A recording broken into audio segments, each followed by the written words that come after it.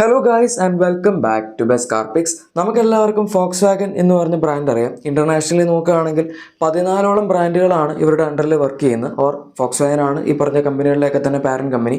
അതിൽ നമുക്ക് ഇന്ത്യയിൽ കുറച്ച് കമ്പനികൾ അവൈലബിൾ ആണ്. ഫോർ എക്സാമ്പിൾ ഔഡി, അതുപോലെ നമ്മുടെ സ്കോഡ, പിന്നെ പോർഷയൊക്കെ വരുന്നുണ്ട്. അങ്ങനെ കുറേ കമ്പനികൾ ഇതിൻ്റെ അകത്ത് ഉണ്ട്. പക്ഷേ ഇന്ത്യയിൽ നമുക്ക് എല്ലാം വരുന്നില്ലെങ്കിലും കുറച്ച് കമ്പനികൾ ഇവിടെയും വരുന്നുണ്ട്. ഇവർ ഇന്റർനാഷണലി വളരെ വലിയ സക്സസ്ഫുൾ ആയിട്ടുള്ള ഒരു ബ്രാൻഡാണ്. ഏകദേശം നമ്മുടെ ടൊയോട്ടയുടെ ഒക്കെ കോമ്പറ്റീഷനിൽ നിൽക്കുന്ന കമ്പനിയാണെങ്കിലും ഇന്ത്യയിലെ കേസ് എടുക്കുകയാണെങ്കിൽ കുറച്ച് മോശമാണ്. ഇവർ സംഭവം ഇന്ത്യക്ക് വേണ്ടി ഒരുപാട് ഇൻവെസ്റ്റ്മെൻറ്റ്സ് ഒക്കെ ചെയ്തതാണ്. 8,000 കോടിയുടെ അടുത്ത് ഇൻവെസ്റ്റ്മെൻ്റ് ഒക്കെ നടത്തിയിട്ടാണ് നമ്മുടെ ഈ MQB A09 പ്ലാറ്റ്ഫോമിൻ്റെ അകത്ത് വരുന്ന 4 വണ്ടികളൊക്കെ കൊണ്ടുവന്നത്. അതായത് 2 ഫോക്സ് വാഗനും 2 സ്കോഡയ്ക്കും ഒക്കെ ആയിട്ട്. പക്ഷേ എന്നിട്ടും ഇവർക്ക് ഇന്ത്യയിൽ വിചാരിച്ച അത്രയും സക്സസ് കിട്ടുന്നില്ല എന്നാണ് പറയുന്നത്. ഇത് കുറച്ച് കാലം മുന്നേ തന്നെ റൂമേഴ്സ് വന്ന് തുടങ്ങിയിരുന്നു. ഫോക്സ് വാഗൻ അവരുടെ ഇന്ത്യൻ സ്റ്റേക്ക് മറ്റൊരു കമ്പനിക്ക് വിൽക്കാനായിട്ട് നോക്കുന്നുണ്ട് എന്ന്, നമ്മുടെ ഇന്ത്യൻ ബേസ്ഡ് ആയിട്ടുള്ള ഏതെങ്കിലും ഒരു കമ്പനിക്ക്.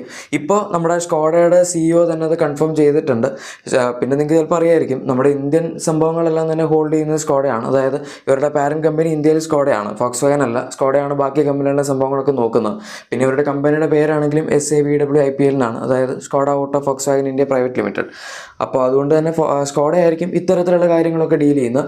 പിന്നെ പാരന്റ് കമ്പനിയായിട്ട് നോക്കുന്നതെന്ന് പറയുന്നത് ഇവരുടെ കുറച്ച് പെർസെൻറ്റേജ് സ്റ്റേക്ക് ഈ ഒരു കമ്പനിക്ക് ഇനിയിപ്പോൾ ഒരു വിട്ടുകൊടുക്കും. അതായത് മൊത്തത്തിലുള്ള ഇൻവെസ്റ്റ്മെൻറ്റും അതുപോലെ ബേർഡനും എല്ലാം കൂടെ ഫോക്സ് വാഗൻ തന്നെ എടുക്കേണ്ടി വരാണ്ട് മറ്റൊരു കമ്പനിയുടെ ഇൻവെസ്റ്റ്മെൻറ്റും അതുപോലെ തന്നെ ഇപ്പോൾ എന്തെങ്കിലും ലോസ് ഒക്കെ വരികയാണെങ്കിൽ മറ്റേ കമ്പനിക്കും കൂടെ കോമ്പൻസേറ്റ് ചെയ്യാൻ പറ്റുന്ന രീതിയിലാണ് ഇവരിപ്പോൾ നോക്കുന്നത്.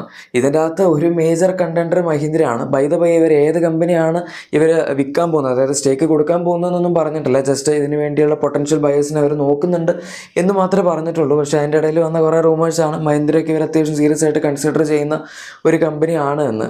ഈ മഹീന്ദ്രയ്ക്ക് ഇവർ സ്റ്റേക്ക് കൊടുക്കുക എന്ന് പറഞ്ഞാൽ അതിലൊരു വലിയ സംഭവമുണ്ട്. ഇത്രയും കാലത്തെ ഒരു ഹിസ്റ്ററിയിൽ നമ്മൾ എടുക്കുകയാണെങ്കിൽ മഹീന്ദ്രയുടെ കൂടെ ഫംഗ്ഷൻ ചെയ്തിട്ടുള്ള ഒരൊറ്റ കമ്പനി പോലും ഇന്ത്യയിൽ നന്നായിട്ട് പച്ചപിടിച്ച് പോയിട്ടില്ല. അതിനുവേണ്ടി കൊളാബറേഷൻ നോക്കിയ പല കമ്പനികളും ഉണ്ട്, ഇവർ തന്നെ വാങ്ങിയ പല കമ്പനികളും ഉണ്ട്. എല്ലാ കമ്പനികളും അവതാളത്തിലായിട്ടേ ഉള്ളൂ. അത് ഞാൻ കുറ്റം പറഞ്ഞതല്ല, പക്ഷേ ഇവരുടെ മൊത്തത്തിലുള്ളൊരു ഹിസ്റ്ററി എടുക്കുകയാണെങ്കിൽ അതാണ് സംഭവിച്ചിട്ടുള്ളത്. ഇപ്പോൾ ഫോർ എക്സാമ്പിൾ ആദ്യമായിട്ട് ഇവർ റെവ എന്ന് പറഞ്ഞ ഒരു ഇലക്ട്രിക് കാർ സ്റ്റാർട്ടപ്പ് കമ്പനി വാങ്ങി. അത് ഇനീഷ്യലി വാങ്ങിയ സമയത്ത് അത്യാവശ്യം നല്ല സക്സസ്ഫുൾ ആയിട്ട് പൊയ്ക്കൊണ്ടിരുന്ന കമ്പനിയാണ്. എന്ന് വെച്ചാൽ സ്റ്റാർട്ടപ്പ് ആയിരുന്നു. അപ്പോൾ അവരുടെ ആദ്യത്തെ വാഹനം അത്യാവശ്യം ഒരു എന്താ പറയുന്നത്, ഇന്നോവേറ്റീവ് ആയിട്ടുള്ളൊരു വണ്ടിയായിരുന്നു എന്ന് പറയും. 2000 കാലഘട്ടത്തിൽ അവർ ആദ്യമായിട്ട് ഇറക്കിയ ഇലക്ട്രിക് വണ്ടിയാണ്.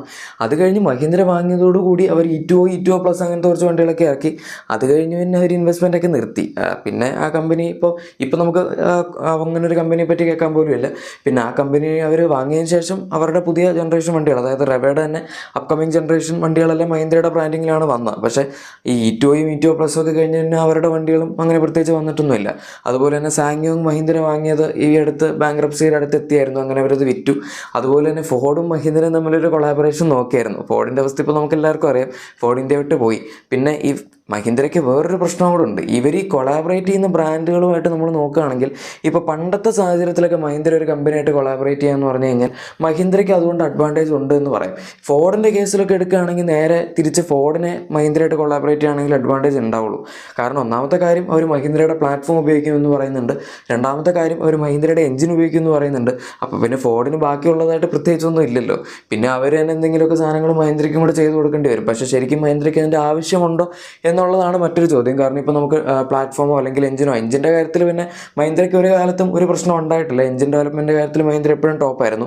അതുകൊണ്ട് ഇവർക്ക് അങ്ങനെ പ്രത്യേകിച്ച് ഒന്നിൻ്റെ ആവശ്യമില്ല. ഈവൻ ഇപ്പോൾ ഫീച്ചേഴ്സ് എടുക്കുകയാണെങ്കിൽ പോലും ഇഷ്ടംപോലെ സാധനങ്ങൾ മഹീന്ദ്ര ഇപ്പോൾ തന്നെ അവരുടെ ലേറ്റസ്റ്റ് വണ്ടികൾ ഇപ്പോൾ XUV700 XUV3X ഒക്കെ എടുക്കുകയാണെങ്കിലും അതിൻ്റെ അകത്തൊക്കെ തന്നെ അവർ കൊടുക്കുന്നുണ്ട്. അപ്പം മൊത്തത്തിൽ നോക്കുകയാണെങ്കിൽ മറ്റുള്ള ബ്രാൻഡ്സിന് അഡ്വാൻറ്റേജ് വരുന്നതുകൊണ്ട് മഹീന്ദ്ര അങ്ങനെ പ്രത്യേകിച്ച് കെയർ ചെയ്യില്ല ഇവരൊരു കൊളാബറേഷനിൽ പോയാലും. ഇപ്പോൾ ഫോക്സ് വാഗൻ്റെ കേസ് എടുക്കുകയാണെങ്കിൽ തന്നെ ഇനിയിപ്പോൾ ഇവർ മഹീന്ദ്രയായിട്ട് കൊളാബറേറ്റ് ചെയ്യുന്ന സമയത്ത് മഹീന്ദ്രയുടെ പല സാധനങ്ങൾ ഇവർ ചിലപ്പോൾ ഉപയോഗിക്കുന്നതായിട്ട് നമുക്ക് അറിയാൻ സാധിക്കും. അങ്ങനെ വരുമ്പം മഹീന്ദ്രയ്ക്ക് കിട്ടുന്നതിൽ കൂടുതൽ ലാഭം ഫോക്സ് വാഗൻ ആയിരിക്കും കിട്ടുന്നത്. ഇങ്ങനെയൊക്കെ സംഭവിക്കുന്ന സമയത്താണ് നമ്മൾ ഈ പറയുന്ന കൂടുതൽ പ്രശ്നങ്ങളും ഉണ്ടാകുന്നത്. പിന്നെ ഈ ഫോർഡ് മഹീന്ദ്രയും തമ്മിലുള്ളൊരു പ്രോപ്പർ കൊളാബറേഷൻ അവിടെ നടന്നില്ല. അങ്ങനെ ഒരു കൊളാബറേഷൻ നടന്നിരുന്നെങ്കിൽ ചിലപ്പോൾ ഫോർഡ് ഇപ്പോഴും ഇവിടെ നിന്നേനെ. കാരണം ഫോർഡിൻ്റേതായിട്ട് ഇനിയിപ്പോൾ ഡെവലപ്പ് ചെയ്ത് വരാനുള്ള പ്ലാറ്റ്ഫോം എഞ്ചിനൊക്കെ ആണെങ്കിൽ അത് ഭയങ്കര എക്സ്പെൻസീവ് ആയി പോകും. അതിനവർക്ക് ഒരുപാട് ഇൻവെസ്റ്റ്മെൻറ്റും വരും. ഈ മഹീന്ദ്രയ്ക്ക് വലിയ ലാഭമില്ല എന്ന് അറിഞ്ഞുകൊണ്ട് മഹീന്ദ്ര തന്നെ പതൊക്കെ ബാക്കോട്ട് വലിച്ചാണ്. എനിവേ ഇനിയിപ്പോൾ ഫോക്സ് വാഗന്റെ കേസ് എടുക്കുകയാണെങ്കിൽ ഇവരെന്തിനാണ് ഇപ്പോൾ ഇവരുടെ സ്റ്റേക്ക് മറ്റൊരു കമ്പനിക്ക് വിൽക്കുന്നത്? അത്യാവശ്യം വണ്ടികളൊക്കെ വിൽക്കുന്നുണ്ടല്ലോ എന്ന് ചോദിക്കുകയാണെങ്കിൽ ഒന്നാമത്തെ കാര്യം, ഇവർ വണ്ടികൾ വിചാരിച്ചത്രയും ഇവർക്ക് വിൽക്കാൻ പറ്റിയിട്ടില്ല. നമ്മളിപ്പോൾ ഓൺ പേപ്പർ സെയിൽസ് എടുക്കുകയാണെങ്കിൽ ഇവരുടെ കുഷാക്കോ അതുപോലെ ടൈഗണും ആ ഒരു സെഗ്മെൻറ്റ്, അത് above 4 metre compact SUV segment എന്ന് പറയുന്നത് തന്നെ വളരെ കോമ്പറ്റീറ്റീവ് ആയിട്ടുള്ള ഒരു സെഗ്മെൻറ്റാണ്. നമ്മുടെ ക്രെറ്റ, സെൽട്ടോസ് ഇവരൊക്കെ, ഈവൻ ഗ്രാൻഡ് വിറ്റാര, ഹൈറൈഡർ ആണെങ്കിൽ പോലും വളരെ നല്ല നമ്പേഴ്സിൽ വിൽക്കുന്ന ഒരു സെഗ്മെൻറ്റാണ്. ആ സെഗ്മെൻറ്റിൽ എന്തോരം പൊട്ടൻഷ്യൽ ഉണ്ട് എന്ന് കാണിച്ചു തന്നൊരു വണ്ടി കൂടിയാണ് നമ്മുടെ ക്രെറ്റ. ഒരു മാസം ആ വണ്ടി ഇപ്പോഴും 14,000 to 16,000 റേഞ്ചിലാണ് വിറ്റുകൊണ്ടിരിക്കുന്നത്. അത്ര അത്യാവശ്യം പ്രൈസ് ഉള്ളൊരു വണ്ടിയാണ്. 20 lakhs പ്ലസ്, അതായത് 25 lakhs അതിൻ്റെ അടുത്തൊക്കെ ഓൺ റോഡ് പ്രൈസ് ഇപ്പോൾ ആ വണ്ടിക്ക് വരുന്നുണ്ട്. അത്രയും വിലയുള്ളൊരു വണ്ടിക്ക് ഇത്രയും നമ്പേഴ്സിനടുത്ത് വിൽക്കാൻ പറ്റും എന്ന് പറയുകയാണെങ്കിൽ തീർച്ചയായും ആൾക്കാർ അതിനനുസരിച്ച് ഇപ്പോൾ കോമ്പറ്റൻ്റ് ആണ് അത്രയും പ്രൈസ് ആ ഒരു വണ്ടിയിൽ മുടക്കാൻ. പക്ഷേ ഇവരുടെ വണ്ടികൾ SUVs നമ്മൾ എടുക്കുകയാണെങ്കിൽ വളരെ കുറവ് സെയിൽസ് മാത്രമേ കിട്ടുന്നുള്ളൂ. 1000, 1500, മാക്സിമം പോയി കഴിഞ്ഞാൽ 2000 വരെയൊക്കെയാണ് കുഷാക്ക് അല്ലെങ്കിൽ ടൈഗോണിൻ്റെ പെർ മന്ത് സെയിൽസ് വരാറുള്ളത്. ഇപ്പോൾ ഈ ഒരു വർഷം സ്റ്റാർട്ട് ചെയ്തപ്പോൾ തൊട്ട് നമ്മൾ എടുക്കുകയാണെങ്കിൽ 1500 അങ്ങനെ ക്രോസ് ചെയ്ത് പോയിട്ടൊന്നുമില്ല ഇവരുടെ SUVസിൻ്റെ സെയിൽസ്. സെഡാൻസ് പിന്നെയും കുഴപ്പമില്ല, ആ ഒരു പ്രൈസ് പോയിന്റിലും അതുപോലെ മറ്റുള്ള വണ്ടികൾ വെച്ചൊക്കെ സെയിൽസ് കമ്പയർ ചെയ്യുകയാണെങ്കിൽ 1500, 2000 സെഡാൻസിന് അവർക്ക് വിൽക്കാൻ പറ്റുന്നുണ്ട്. അതിപ്പോൾ മറ്റുള്ള കോമ്പറ്റീഷനുള്ള വണ്ടികളും ഏകദേശം ആ റേഞ്ചിൽ നിൽക്കുന്നത് കൊണ്ട് നമുക്ക് അതിൽ നഷ്ടമുണ്ട് എന്ന് പറയാൻ പറ്റില്ല. ഇപ്പോൾ വെർട്ടസ് ഒക്കെ ആണെങ്കിൽ അത്യാവശ്യം നല്ലൊരു ബ്രാൻഡ് ആ വാഹനത്തിന് ഇപ്പം ബിൽഡ് ചെയ്യാൻ പറ്റിയിട്ടുണ്ട്. ഇന്ത്യൻ മാർക്കറ്റിൽ ഒരു നീഷ് ബ്രാൻഡ് ഫോളോയിങ് അല്ലെങ്കിൽ ഫാൻ ഫോളോയിങ് ആ ഒരു വാഹനത്തിന് വന്നിട്ടുണ്ട്. പക്ഷേ പ്രശ്നം വന്നിരിക്കുന്ന SUVസിലാണ്. അത് ഇവരുടെ ഒരു മെയിൻ മിസ്റ്റേക്ക് സൈസാണ്. കാരണം നമ്മളിപ്പോൾ 20 to 25 lakhsോളം ഒരു വാഹനത്തിന് സ്പെൻഡ് ചെയ്യാന്ന് പറഞ്ഞു കഴിഞ്ഞാൽ സബ് 4 മീറ്റർ വണ്ടി പോലെ ഇരിക്കുന്ന ഒരു വാഹനത്തിന് ആരും അത്ര എമൗണ്ട് സ്പെൻഡ് ചെയ്യണമെന്നില്ല. ക്രെറ്റയുടെയൊക്കെ ഒരു പ്ലസ് പോയിന്റ് അത് തന്നെയാണ്. ഈവൻ ഗ്രാൻഡ് വിറ്റാരൊക്കെ ആണെങ്കിൽ പോലും ആ വണ്ടി കണ്ടാൽ നമുക്ക് ഏകദേശം ആൽക്കസാറിൻ്റെയൊക്കെ താഴെ, അല്ലെങ്കിൽ നമ്മുടെ ആ ഒരു സഫാരി XUV700 അതിൻ്റെയൊക്കെ താഴെ ഇരിക്കുന്ന ഒരു സൈസിലുള്ള വണ്ടി പോലെ തോന്നും. പക്ഷേ ഈ വണ്ടികൾ കണ്ടു കഴിഞ്ഞാൽ നമുക്ക് ഏകദേശം ഒരു സബ് 4 മീറ്റർ വണ്ടികൾ, അതായത് ഇപ്പോൾ ഈവൻ നമ്മുടെ നെക്സോൺ XUV300 അങ്ങനത്തെ വണ്ടികളൊക്കെ ഉണ്ടല്ലോ, XUV300 അല്ല XUV3XO, അങ്ങനത്തെ വണ്ടികളിലൊക്കെ ഒരു സൈസ് വരുന്ന പോലെ ആയിരിക്കും പെട്ടെന്ന് കണ്ടു കഴിഞ്ഞാൽ തോന്നുന്നത്. അതുകൊണ്ട് ആൾക്കാർ പെട്ടെന്ന് നോക്കുന്ന സമയത്ത് അവർക്ക് അത്ര വാല്യൂ ഫോർ മണി ആയിട്ട് തോന്നില്ല. ഈവൻ ദോ ബാക്കി അകത്തെ സ്പേസിൻ്റെ കാര്യത്തിലോ അല്ലെങ്കിൽ വണ്ടി ഓടിക്കുന്ന കാര്യത്തിലോ ഒന്നും അവർ യാതൊരു രീതിയിലുള്ള കോംപ്രമൈസും ചെയ്തിട്ടില്ല.